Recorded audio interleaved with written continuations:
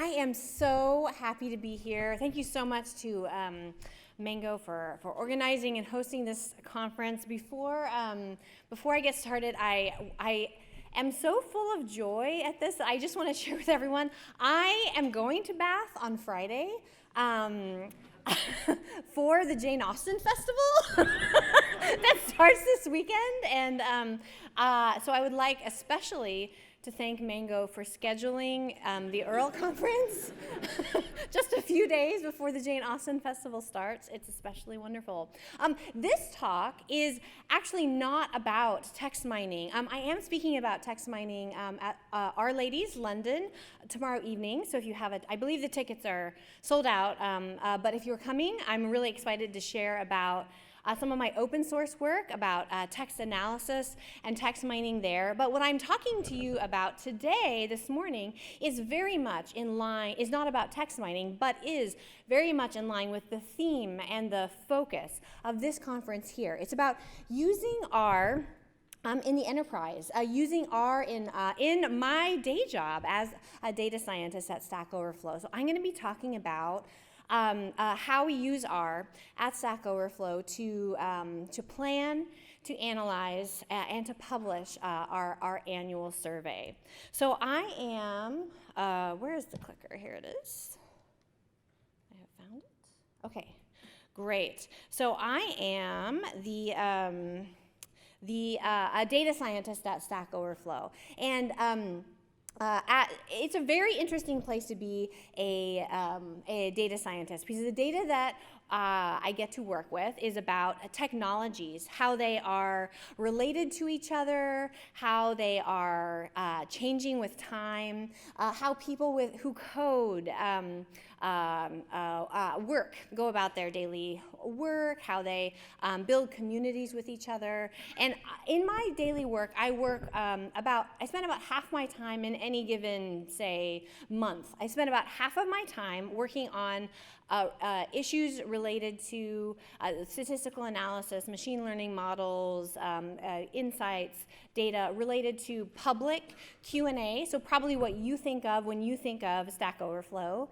And then I spend about half of my time working on our directly revenue-generating products. So an example of that would be Stack Overflow for Teams, which is envision taking the Stack Overflow model of knowledge sharing and using it internally in an organization, where people internally will take their technical knowledge and creating a long-lasting artifact using that so that they can have whatever information about their private code that they can then share. So I spend my time working on both. But one project that I work on every year that takes quite a bit of time and energy is the Stack Overflow Developer Survey. So this developer survey has been fielded by Stack Overflow for 9 years now, and I've been involved for the past 3 years. This past year, in 2019, there were almost 90,000 respondents to this survey. It's a survey that is fielded globally on our site. People come to our site and take this survey here. And this,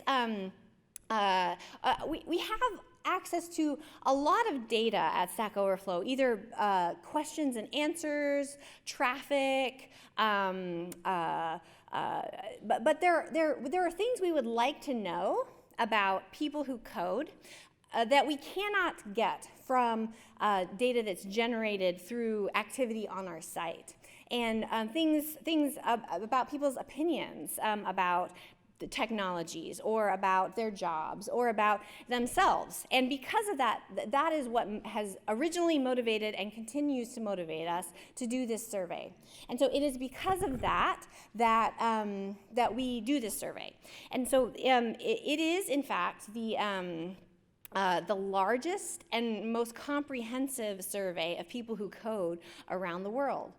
This past year, this is the breakdown of who took our survey around the world, and it's a pretty extensive survey. The median time to finish the survey this year was 23 minutes. So this is a survey that people had to sit down and invest a little bit of time doing. And this year it was fielded in January, and we published our first main report for it in April. And we can put here the breakdown by country, and this aligns quite closely to the breakdown of our traffic on Stack Overflow. So this is where we see people who are who come to Stack Overflow to get answers to their coding questions. So what I want to do here in this talk is I want to take some time first to share with you some of the results from the 2019 survey to say, what did we learn this year? Mainly to make the case of like, why do we do it? Why do we do this survey every year? What is it that we hope to learn from doing a survey that we cannot learn from other kinds of data that we gather on our site? And then I want to share with you some insights, some lessons learned, some things that I personally and we more broadly as Stack Overflow, an organization, have learned from planning, organizing, and publishing this survey over the past quite a number of years. So let's get started. Let's get started first by looking at some things we have learned, some results from this year. So first let's talk a little bit about developer identities. We call this survey, and have for many years, the Stack Overflow Developer Survey. But I'm sitting here in a room of people, probably most of you aren't really sure if that term developer applies to you. The first question on the survey addresses this actually fairly directly, and we think of developers rather broadly because when you think of like who is a Stack Overflow user, like who here has ever used Stack Overflow? Right? Yeah, right. Like we define a Stack Overflow user rather broadly, like anyone who has ever, like people who code as part of their job, right? Who code or as a hobby, right? People who use it. And you can see that people do in fact, there are, in fact, very broad, different kinds of people who come to Stack Overflow and use Stack Overflow. So one of the early questions on the survey is about what kind of work do you do? What kind of developer are you? This plot shows a correlation network. So the size of the dot corresponds to how many people said that they identified with that kind of role, and then how heavy the lines are correspond to how correlated those two kinds of roles are. So this year, the most chosen answer was full stack developer, and this is actually the first time that is true.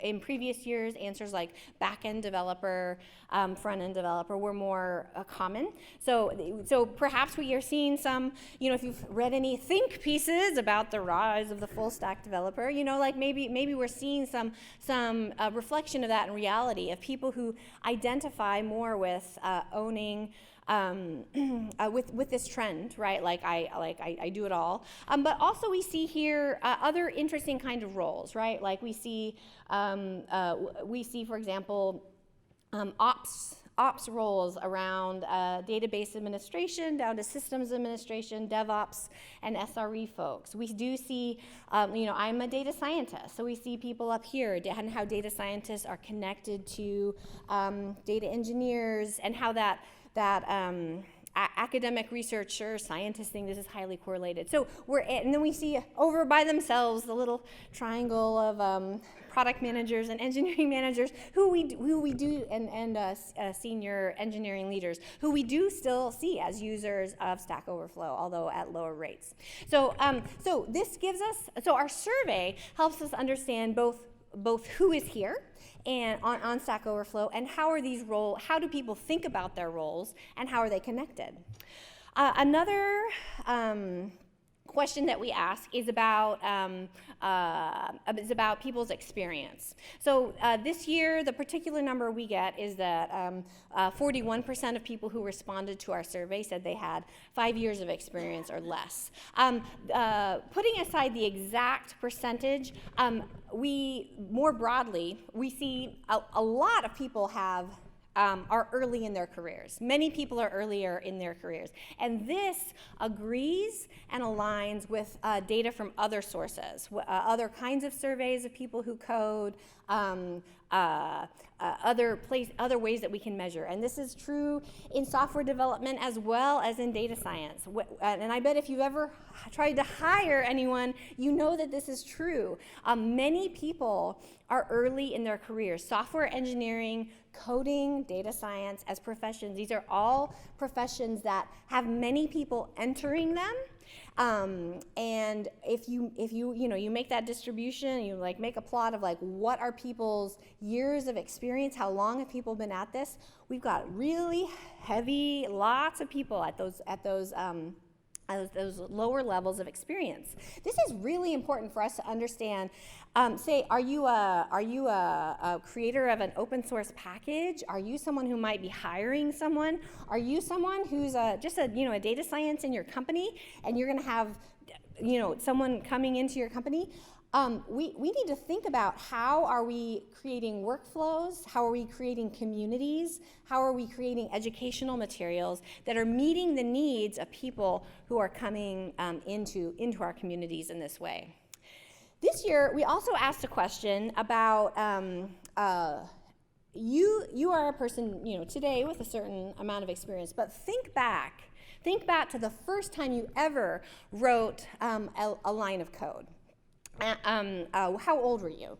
How old were you the first time you ever wrote a line of code? Whether that was to make your Neopets page better or whatever it was. How old were you the first time you wrote a line of code? So globally, the median is 16, which I think is a good age because that's the age I was the first time I wrote any code.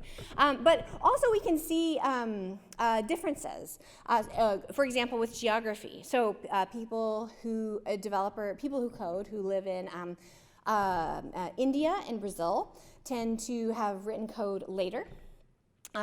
People who live in the UK and Australia tend to have written code significantly earlier. We also see differences with gender. So people who identified as women tended to have written code multiple years later than people who are men. And people who who identified as non-binary tended to have written code about a year earlier. So understanding this kind of information is this is why we do our survey, is because this kind of understanding of a population, understanding of who are people who code, what have their backgrounds been, what are kind of some of the things that we can understand about them. This isn't the kind of thing that we can get from other sources of data.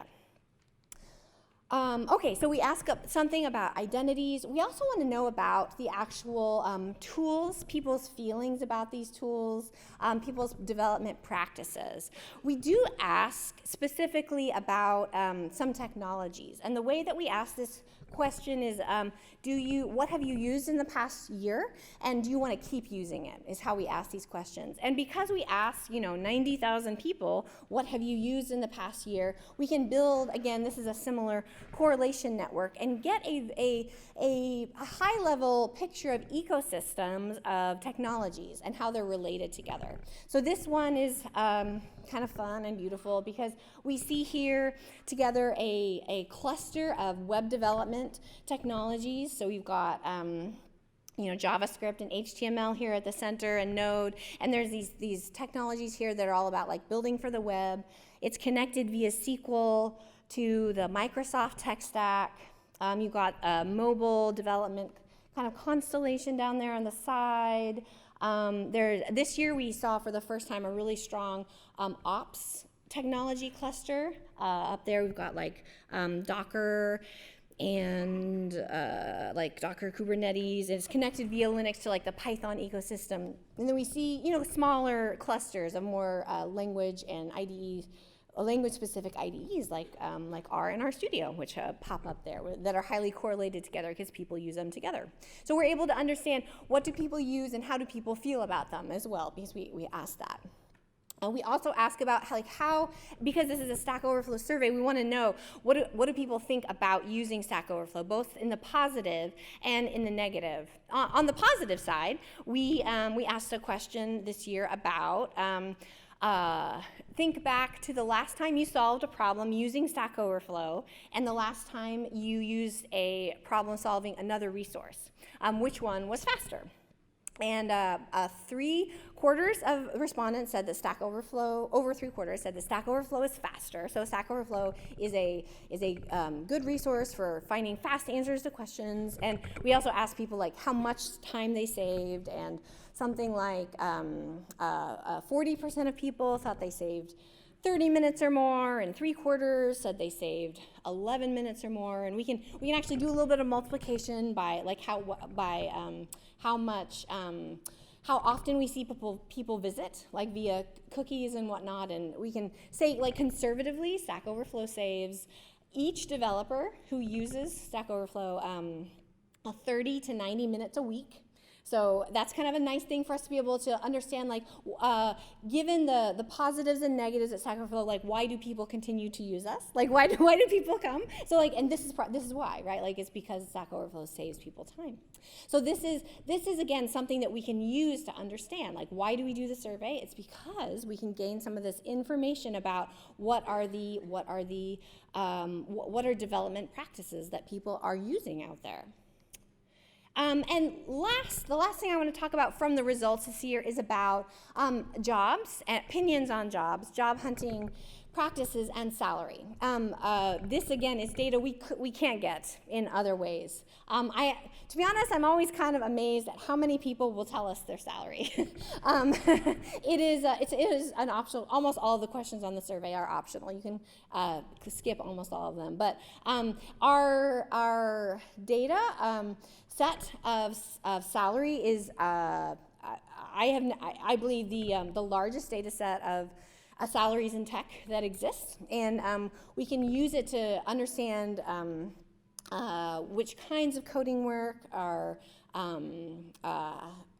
have different kinds of earning potentials, and differences from country to country, and a lot of deep understanding of the job and the job landscape and hiring landscape when it comes to jobs for people who code. So first off, let's talk about job hunting. So on the x-axis here, we have average years of coding experience for these different kinds of roles, and on the y-axis, who says they're looking for work. These are just global medians, if I remember right. Yeah, I believe median. Oh no, average. So I took a mean here. Okay, so look at each one of these dots. So first of all, notice we got this tipped down shape to the distribution here. So perhaps this does not come as a surprise. Groups that have more experience are looking for work at lower rates.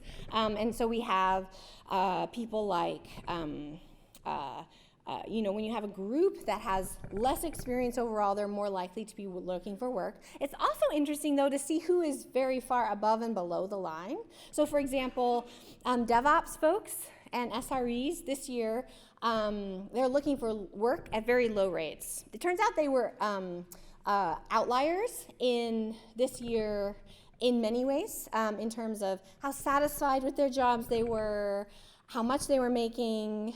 It was a lot. They're making a lot. They're outliers in many ways. The technologies that they're using are very popular right now in terms of who wants to learn them. I would say it's very interesting to maybe the situation that we as data people were in 5 years ago, 10 years ago, SRE and DevOps people are in right now. And we as data professionals have moved more into the mainstream of software engineering work. I don't think that's necessarily a bad thing. I think our work is becoming more professionalized, normalized. People know what it means more now to be a data scientist, to be a machine learning engineer. There's more understanding of what it is. It does mean that we're more in the median, in the middle of the distribution. We're no longer such the outliers that we once were. Maybe we want to point out that poor academic researcher up there at the top and say, gosh, we feel for you. Probably a lot of us have been in that situation. I know I have. So we wish that person luck, those people luck.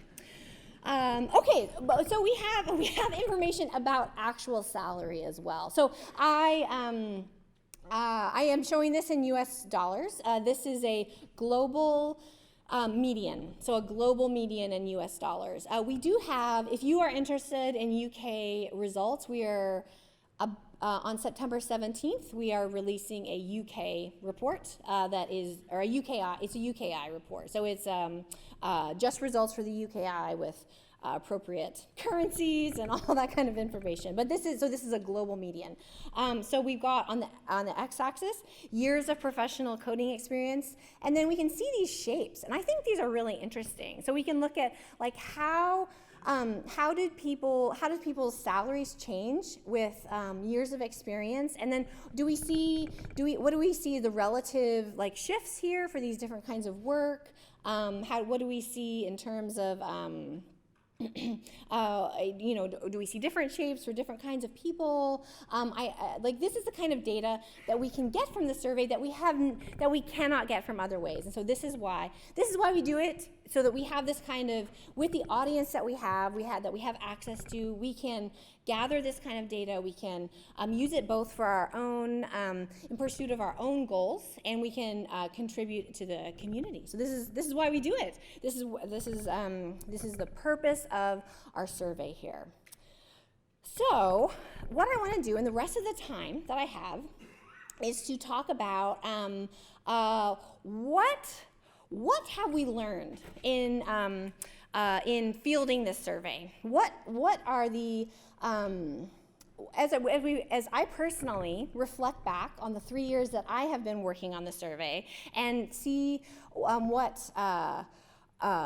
things have gone well, what things have not gone well, what have we gotten better at, where do we still have room to grow, what do I want to think about and say that are principles or insights that I've gained. So I'm going to talk about 3 things. And the first thing I'm going to talk about is about embracing efficient tools. The second thing I'm going to talk about is about collaborating across disciplines. And the third thing I'm going to talk about is about being mindful of the impact of collecting data. All right, so let's start with talking about embracing efficient tools. So what I'm about to say is not prescriptive in the sense of I think you should do things exactly the way I did. It is more about, I am going to share what has worked for me personally, and more I would like you to think about the principles behind what I'm going to say. So I will say that nothing has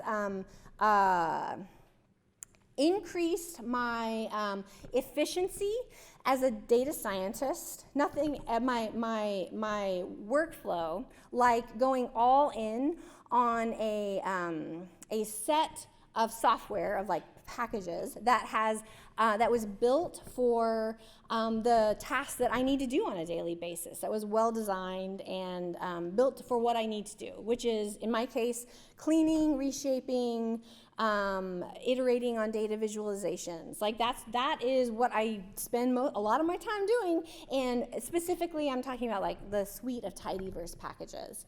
And I will say most of the basically all of the money I have ever earned in my life has been for writing code of one type or another. And it is the first time I was ever paid to write code was the late 90s or so. And it is my opinion that not enough thought design or careful thoughtfulness has gone into the design of tools for people who write code. A lot of the time it is you're fighting, it's difficult, and choosing to use well-designed tools in whatever domain is appropriate for you is something that has huge payoff, has just enormous payoffs, like choosing how to set up your IDE so that you're efficient, choosing, like learning how to use choosing well-designed tools and then learning how to use them efficiently has a huge payoff. I especially notice this when I'm working on a project with like a time crunch kind of project. So this applies not only to tools we choose to use, but also to tools we build for ourselves. So this is the directory structure for the internal R package that I built for us to analyze the survey every year. So I, like many of you sitting in here, am a data scientist, and I love us data scientists, but sometimes we have a bad reputation of just like writing random R scripts, and they just sit around, and who even knows if they'll like work later, right? Like we have here's my random collection of like trashy ad hoc R scripts, right? So if you and I can choose to bring some of that careful design thinking to our own tools that we build for ourselves internally, this also has a huge payoff in terms of how pleasant is our lives, how pleasant is our life next year when we have to start this project over again. So this idea of embracing efficient tools has an enormous payoff. This also has enormous payoff in terms of, so I've talked about choosing to use an existing tool that someone else made, choosing to make a tool for yourself that's like private and internal, and also sometimes things can be in between. So Stack Overflow uses Qualtrics to field the survey. It's a third-party survey software that we use to field the survey.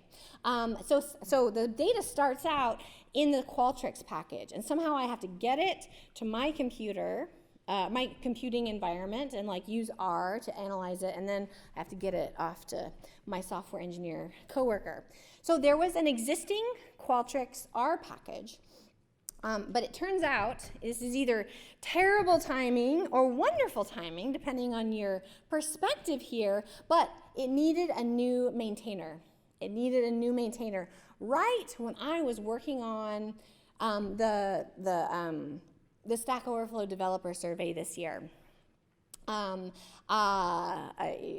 given away the answer here by showing this, but I took over maintaining the package for it, it's terrible timing because there was a lot else going on at the same time, but it was wonderful timing because I had all this real world messy data that I could use to make the changes, so that I had a real understanding of how does this package work in the real world that I could use to make the changes that needed to be made so that it could get back on CRAN.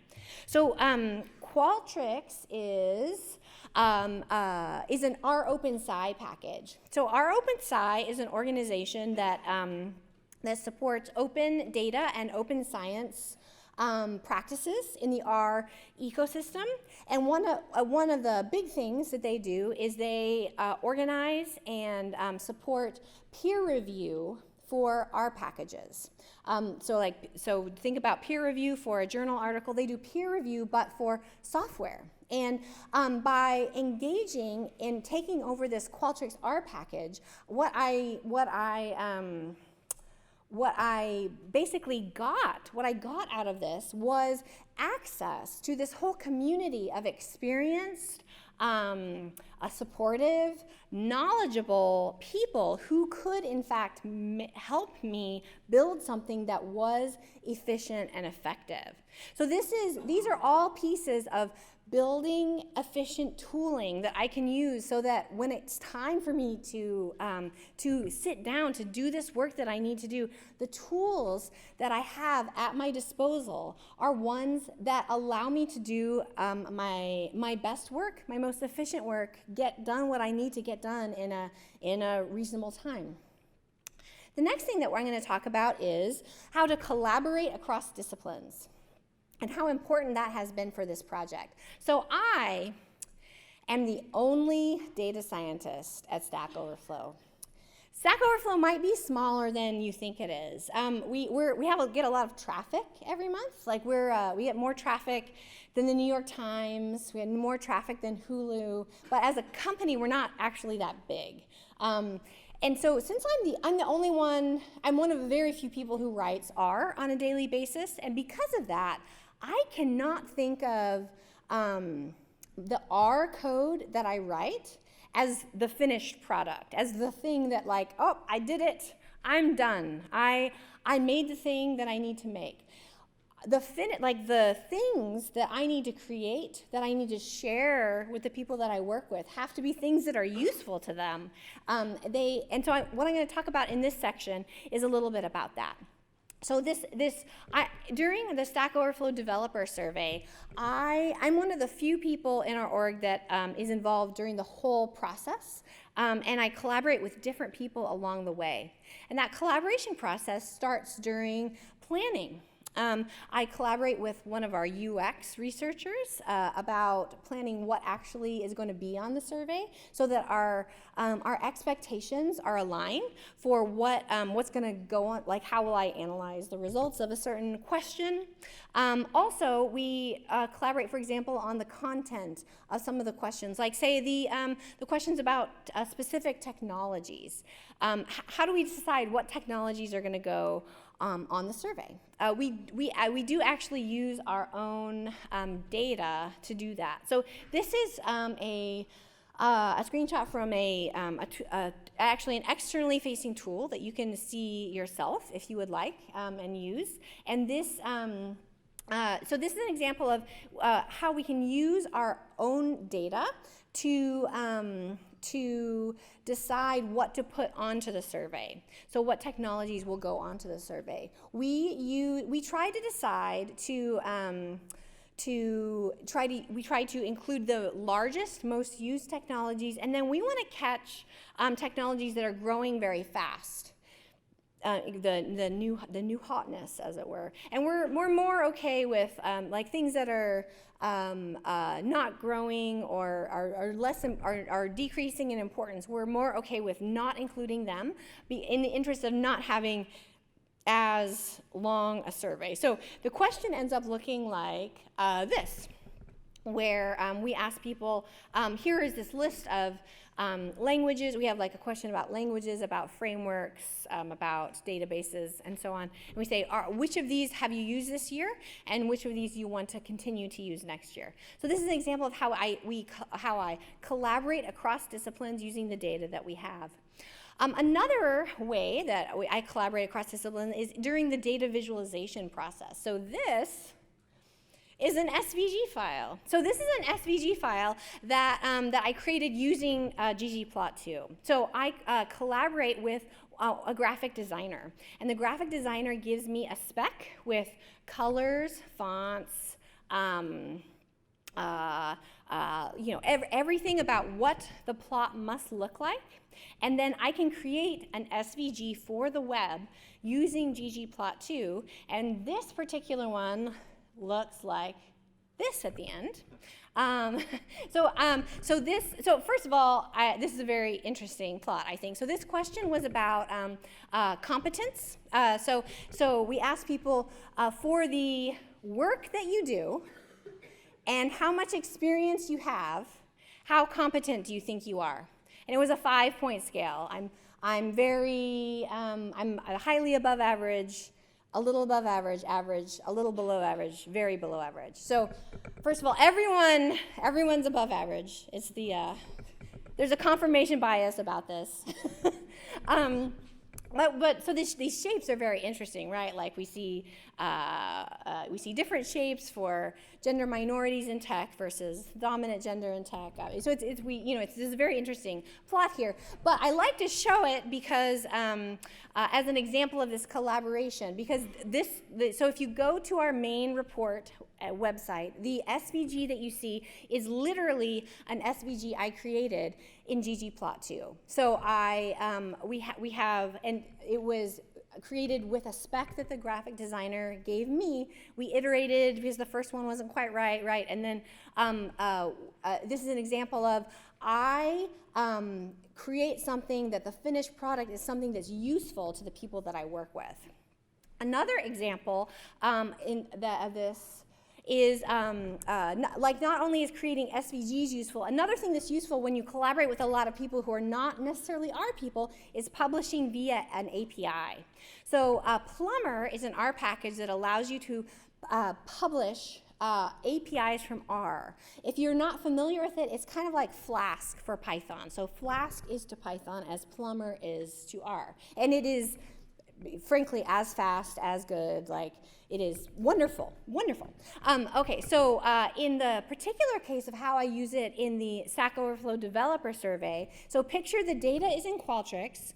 I bring it from Qualtrics into my computing environment via the R package. I clean, tidy, summarize, aggregate, and then I publish via R to an internally facing API that my software developer colleagues can then get to, that they have access to. And it looks at something like this. So this is the Swagger documentation for the API for part of the results that I publish. So this is called the community endpoint.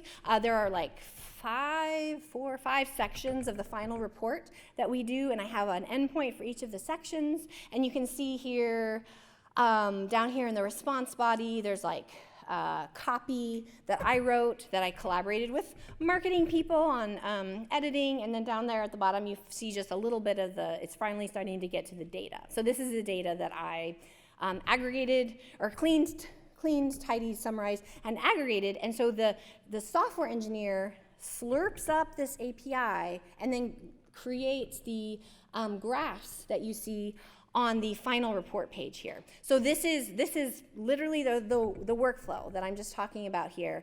And API is a wonderful way to share summarized data, a model, you can, like graphs, you can serve graphs in this way. It's a wonderful way to collaborate across different disciplines when you have coworkers who are not interested in your R script. Okay, so the last section I want to talk about is being mindful of the impact of data.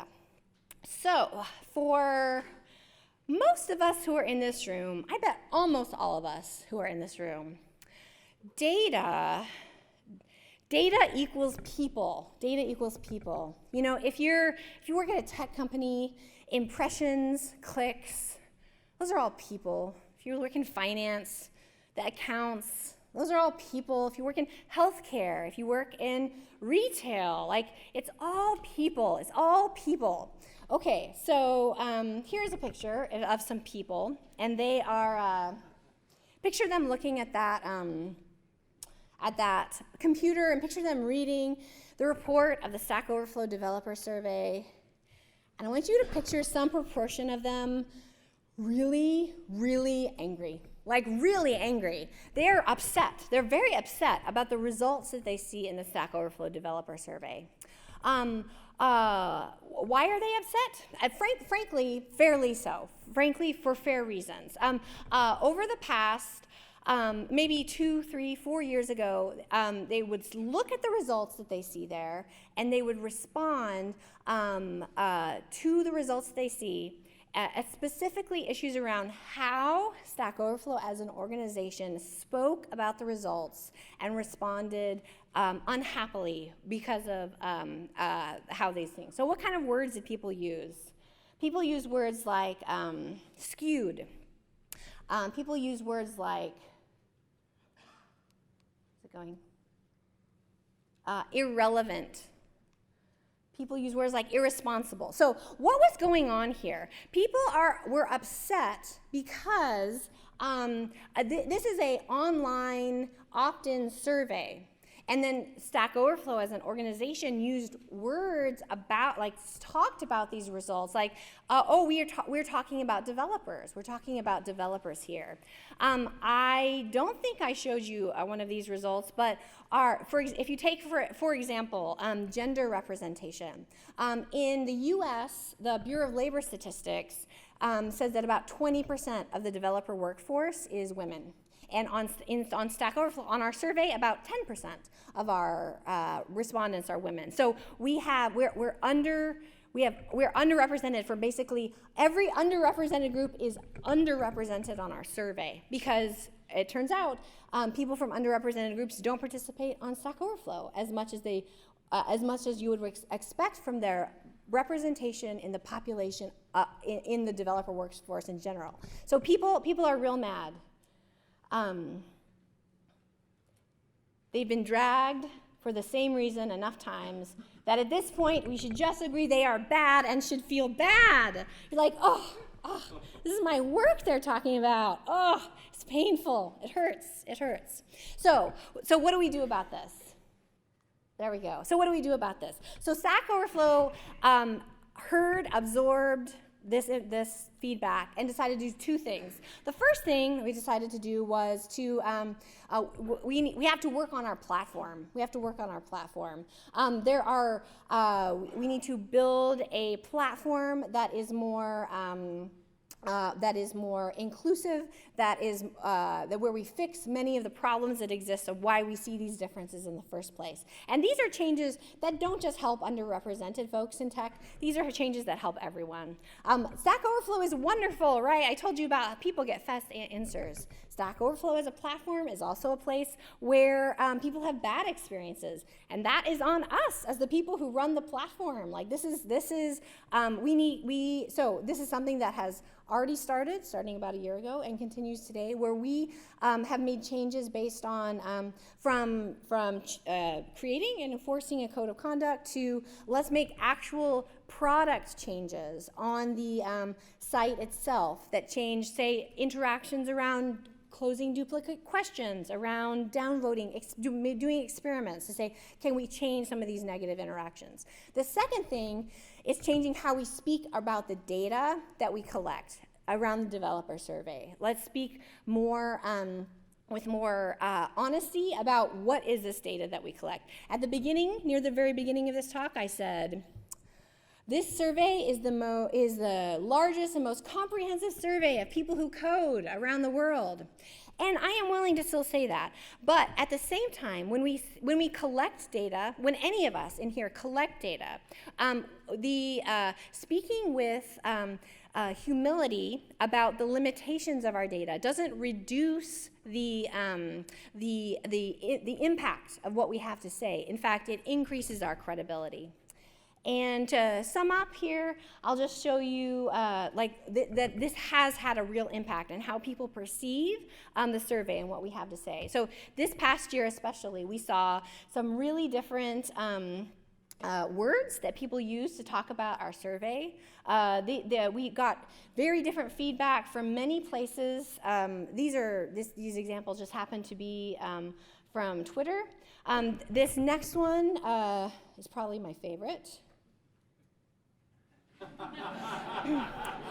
It's almost performance review season, so maybe I'll submit this one. Okay, and that is all. Thank you very much.